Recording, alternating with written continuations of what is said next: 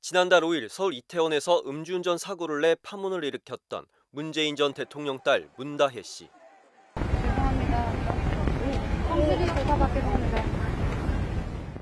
사건 발생 한 달, 문 씨 소환 조사 이후로도 20일 가까이 지났지만 지금도 경찰의 수사는 계속되고 있습니다. 문 씨에 대해 위험 운전 치상 혐의 적용이 가능한지 따져보고 있는 겁니다.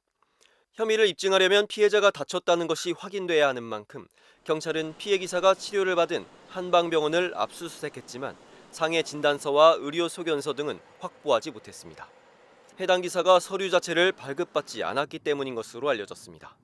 김봉식 서울경찰청장은 4일 기자간담회에서 위험운전 치상 부분은 진단서와 소견서가 발급되지 않더라도 사고 전체 내용과 피해자 진술 등을 종합적으로 판단한다고 밝혔습니다. 이후 일부 언론에선 경찰이 피해 기사로부터 아프다는 취지의 진술을 확보했다는 보도가 이어졌습니다. 그런데 정작 피해 기사는 JTBC 취재진과의 인터뷰에서 병원에도 더 이상 다니지 않고 아프다는 이야기도 하지 않았다고 말했습니다. 사고 직후에는 아프다고 했지만 최근 들어서는 그런 말을 한 적이 없다고 밝힌 겁니다. 문 씨와 피해 기사는 이미 합의를 마친 것으로 알려진 가운데 경찰이 어떻게 결론을 낼지 주목됩니다. 경찰은 또 문 씨의 불법 숙박업소 운영 혐의에 대한 수사도 이어가고 있습니다.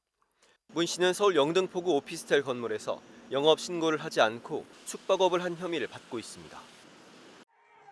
문재인 전 대통령의 딸 다혜 씨의 음주운전 사건을 수사하는 경찰이 피해 택시기사가 치료받은 한의원을 압수수색한 것으로 확인됐습니다.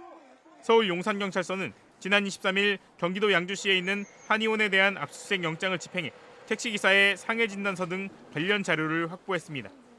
택시기사는 사고 이후 경찰 조사를 받았지만 경찰에 상해 진단서를 제출하진 않았고 문 씨 측의 합의금 제안을 받아들인 것으로 알려졌습니다.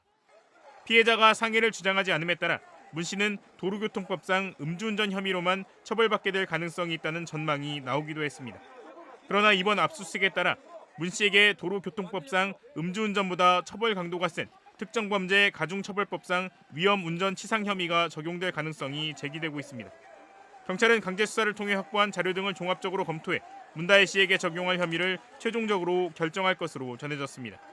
앞서 문 씨는 지난 5일 새벽 3시쯤 서울 용산구 이태원 해밀턴 호텔 앞에서 운전하던 중 차선을 변경하다 뒤따라오던 택시와 부딪혔습니다. 당시 문 씨의 혈중 알코올 농도는 0.149%로 면허 취소 수준을 넘어섰습니다. 사고 13일 만에 경찰에 출석해 조사를 받은 문 씨는 모든 분께 깊이 사죄드린다. 해서는 안 될 큰 잘못을 했다며 부끄럽고 죄송하다는 입장을 밝혔습니다. 한편 서울 영등포 경찰서는 문 씨가 지난 2021년 서울 영등포구의 한 오피스텔을 사들인 뒤 구청에 신고하지 않고 불법 숙박업을 했다는 의혹과 관련해서도 입건전 조사에 착수했습니다.